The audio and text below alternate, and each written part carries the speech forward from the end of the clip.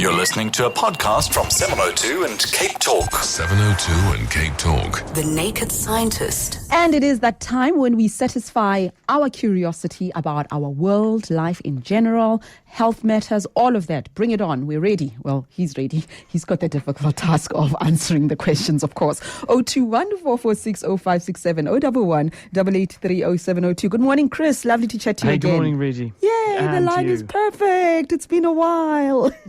Let's start with planet Kepler. What's the significance of this measurement? The smallest exoplanet mass has been measured. What does this all mean? Well, in a star system far away, well, abandoning the cliche anyway, Kepler 138b is the smallest so-called exoplanet, which means a planet orbiting a star that's not our own, that's yet had its mass measured. Now, why this is important is that the Kepler space mission, launched in 2009, ran for 4 years, surveyed some 150,000 potential stars in the Milky Way galaxy, our galaxy. And it was providing data to space scientists so that they could look for any signs of that starlight winking on and off, specifically as little planets passed in front of it, because as a planet goes between us and the host star, then the starlight drops very, very slightly and then comes up again. And the time it takes the light to dip and come up again tells you a bit about the size of the planet, it tells you a bit about how fast the planet's moving and so on. And also, in some cases, you can look at the colour of the light coming from the star and see how that changes in response to the gravity of the planet.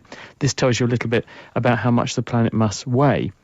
Now, when you get down to very small-scale planets, though, which this one is, it's about 2/3 of the size of Mars, or just 6.7% of the size of the Earth, then it doesn't have enough gravity to distort the light from the star enough so that you can actually see that difference. So scientists had to resort to different means to weigh or establish the mass of this world that's out there. It's about 200 light years away, so it's quite some distance from Earth. And the star that we're looking at here, Kepler 138, it's a red dwarf star, and it's about as big on our telescopes as if you were looking at a golf ball about 10 million kilometres away. In other words, you've got to have some really pretty fine optics to see this. So these are very difficult measurements to make. And what this group, Eric Ford and his colleagues, have done at Penn State University is that they have, because they need to try and establish the mass of this planet, they've established there are actually 3 fairly small planets orbiting this distant star. And because each of the little planets tugs on each of the other planets with its own gravity, then their orbits change very subtly and predictably because they're all interfering with each other. And it's that has told them how much this world must weigh. And that's how they've managed to establish we've got something which is nearly the size of Mars. It's very close into the host star. It's probably 320 degrees C on its surface, so it's no place for life to live.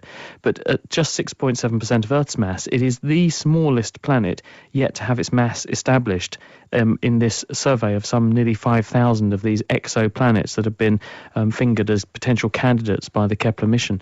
And this is enabling us now to begin to set some rules for what distant systems look like, how they may have formed, and therefore we can constrain and refine the model of how we think our own solar system formed some 4.5 to 5 billion years ago, which at the moment is all a little bit theoretical and based on an N of 1, an observation of our own system. By looking at other systems, we begin to learn a lot more about how we came to be here. Whew, exciting indeed. Never a dull moment. Our lines are open for you. 021-446-0567, 011-883-0702. Yes, Louise in Littleton. Good morning. Hello, good morning, Reedy. Morning, Chris. Hi, Louise. I'd like to know how lemon juice, which is an acid, can have an alkalizing effect on the system, especially the urine system. My urologist has told me to drink lemon juice morning and evening, as he says it will, improve the bladder by alkalizing the urine. And how can that be? I'm not sure, because if you take acid into your body, then the urine system is going to say, well, I've got too much acid in my body, because your kidney, the renal system, is very important in controlling your blood chemistry. So if your blood becomes too acidic, then you will compensate for this by shedding more acid in your urine. If your blood system becomes too alkaline, then your kidney will compensate by alkalinizing the urine. So that's the metabolic compensation that goes on with the kidney, and it plays a really important role. And if you don't have good kidney function, then actually you become so-called acidotic. You can't can't get rid of enough hydrogen ions or acid particles, and as a result your blood chemistry becomes very acidic. So I'm not really sure why drinking pure lemon juice, which is quite acidic, it's citric acid, why that should make a difference. Maybe you'd like to send me the reference and I'll have a look at it for you. Is that okay? I did Google it, and they do say that lemon juice is good for UTIs, but I cannot myself work out how that can actually be. Well, it depends on whether or not they're saying. It might be a terminology thing. It may be that you're still shedding more protons in your urine, but I'd need to look at the reference, and let me poke into it a little bit for you and find out what's going on there. I hadn't heard that one before. There are other things that we give to people to acidify urine and break down kidney stones and stuff like that. Yes. But let me have a look into it and come back to you. Thank you so much. Thanks, Louise. Thank you. That's Louise in Littleton. Laurel in Kelvin. Good morning. Good morning. Welcome. And both in there. My question really... That's an old phrase now. Hello? Yes, Lauren, carry on, please. My question is based on the Voyager spacecraft. How far is it? Did it eventually breach the perimeter or the boundary of the solar system? And if it has, are we getting any feedback, and what type of feedback are we getting it? The second quick one is... whereabout are we on the Milky Way? Are we on the outer edge or towards the middle of the Milky Way? Thank you. I'll listen on the radio. Hello, Lauren. Well, the Voyager spacecraft launched from the Earth quite some time ago now, but just about within my lifetime. And initially it had a mission to explore some of the planets of our solar system, things like the giant planets. But it was so well built that once it exited the perimeter of where our current planets are, it began to actually leave our solar system, and it's carried on working, and so scientists have stayed in contact with it, and it continues just about to send back data. So it's got to the stage now where we think it's effectively leaving our solar system. It's reached something called the heliopause, and this is where, and we know this because there are radiation detectors on Voyager, and it is sending back data from those receptors or those receivers, and it can tell the difference between the particles that are coming from our sun and the particles that are in interstellar space, because they're different energies and they're different species of particles. And what normally happens is that our sun creates a solar pressure, a solar wind, which pushes out into space, fending off these particles coming in from interstellar space. But where the pressure from the sun has spread out sufficiently that it becomes roughly the same force as the particles are trying to apply coming in, you get to this thing called the heliopause, and beyond that you're just into interstellar space. And over the last few years, Voyager has been sending back signals suggesting that it has reached this margin of our solar system. So that means it's now in interstellar space, and its next rendezvous will be with another star in about 40,000 years' time. Where are we in the Milky Way? Well, the Milky Way is our galaxy. There's something like 100 to 150,000 light years between us and the other side of the Milky Way galaxy, and something like 1 to 200 billion stars in the Milky Way galaxy. It's a spiral galaxy, which is a bit like if you stirred a cup of coffee and then dropped a blob of cream into the middle of the churning cup, it would spin out into a spiral pattern. That's roughly what our Milky Way galaxy looks like, and we're in one of the outer arms on one side. So it's a flat sheet of stars, roughly, and we're on the outer edge of one of those arms. Is it Hugh in Kirstenhof, or Thomas wants me to take an ad break? Okay, Hugh, I'm coming to you in a moment, promise. 702 and Cape Talk. The Naked Scientist. Give us a call on 021 446 0567 011 883 0702. The Naked Scientist is with us, and we go to Hugh in Kirstenhof. Good morning. Good morning, Rudy. Good morning, Chris. How are you guys? Fine, welcome. Awesome, and thanks. I just wanted to ask Chris, we've always been taught that the center of the Earth is a liquid, molten lava, liquid matrix.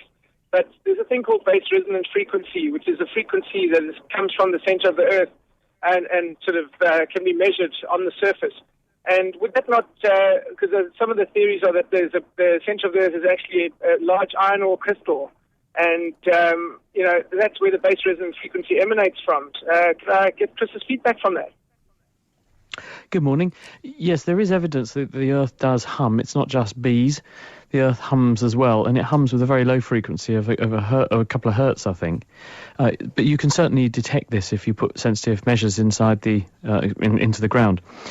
What's inside the Earth? Well, it's not strictly true that there's a liquid core to the Earth. The centre of the Earth has a molten iron outer core, and the inner core is almost certainly solid, I'd say, probably because of the intense pressure. There's 6,000 kilometres between us and the inside core of the Earth, and therefore the Earth is subject to a very huge pressure at its centre. But that core is turning, and the outer core is swishing around, and this gives rise to a phenomenon called a geodynamo. The movement of the iron, and we don't really know how it does this, but the movement of that iron core almost certainly contributes to some kind of electric field effect, which in turn contributes to the magnetic effect that the Earth has, the magnetic field, which simulates a giant bar magnet inside the Earth with the south pole of that bar magnet pointing to where our north pole is, and the north pole of that magnet pointing to where we call the south pole. And the effect is it creates a big magnetic envelope all around the Earth, and this protects us from radiation coming in from space. Exactly how that works and why it works, that we just don't know at this stage. And we know that planets who don't have that process because they've cooled down and their core has gone solid, like Mars, have lost their magnetic field, and this has led to them probably drying out and becoming a much less hospitable place for life. Thank you so much, Hugh. And was it Ricardo? Ricardo not Kempton Park, Cape Town. Good morning to you, Ricardo. Hi, morning, really. I just have a question for Chris. The previous caller spoke about the Voyager, and I was just wondering, how does it signal with whatever it is that they're detecting, similar with the Hubble telescope? How does that signal get sent back to Earth? We know that that signal is lost over distance. So I was just wondering, how does that stuff get sent back, the data? Well, the data is sent using radio or microwave signals. These probes have big dishes on them, and they send, using the dish, a focused beam of radio signals. Effectively, it's a form of light, isn't it? It's electromagnetic radiation. And they beam that data back to the Earth. Now, the next question is, of course, how does the radio transmitter get powered? Well, in the case of things like Hubble, these probes are bedecked with big arrays of solar panels, and there's a lot of sunlight for them to capture around the Earth, and so Hubble charges its batteries to maintain a steady state supply and uses that to then run a radio transmitter which beams signals back. If you're Voyager, though, and you are way out there in interstellar space, there's so little light intensity that solar panels just wouldn't work. How do they do it then? Well, they use radiation. And these probes have got a plutonium cell on them, or plutonium battery. What it does is to use the breakdown or decay radioactively of an intensely radioactive source. This produces heat as it decays. The heat is fed into a thermoelectric generator, which is a device which exploits the difference in temperature between something very hot and something very cold to push electrons around, in other words, to create an electrical current. So on the Voyager probe, there is a radiation cell which is generating electricity using thermoelectrics like this, and that is being used to power the transmitter.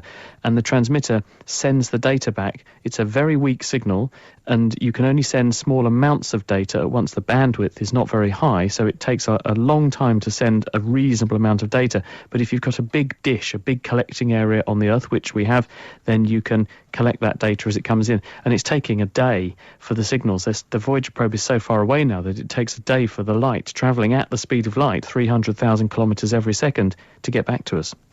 Is it Terry in Meyersdal? Good morning. Yes, it is. Hi, Chris, Reedy. Yes, Terry, good morning. Good morning. I have a thought that the day on which we are born affects our character. And this is the reasoning. Our body is mostly fluid, including hormones, and hormones affect character. Now, the constellation of stars, the moon, and so on, affects the liquid on Earth. That's why we have high tide and low tide. So if I'm born on a certain day, the constellation would be in a certain way, and that would affect the way certain of my hormones are released at my time of birth, and consequently my behavior and character. Your question is? That's my question. Is that sort of reasoning Is correct? there a correlation between date in which you were born and your character based on everything that you've just related. So, Chris, how do you answer that? It's certainly true that time of birth, and I don't mean time on the clock, I mean time of year in which we're born, makes a difference to health risk. Babies who are born in the winter and whose mothers succumb to various winter infections like flu, for example, during their pregnancy, those babies have a higher risk of certain conditions during life than babies that are not born in the winter. One good example is schizophrenia, the mental illness.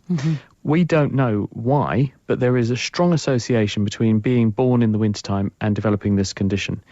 It's possible that there may be perhaps other infections circulating at this time. Perhaps the mother's physiology, the way her body works, is different in the winter, subtly, and this has an effect of loading the dice so that you have a higher chance of developing one of these conditions. At the moment, we're not sure, but what's going to change in the future is that we're beginning to get the tools in our hands now where you can ask hard questions like this by saying, well, let's read the DNA code of individuals, let's read the epigenetic code. These are extra messages which are laid down on top of the DNA code and control how genes work.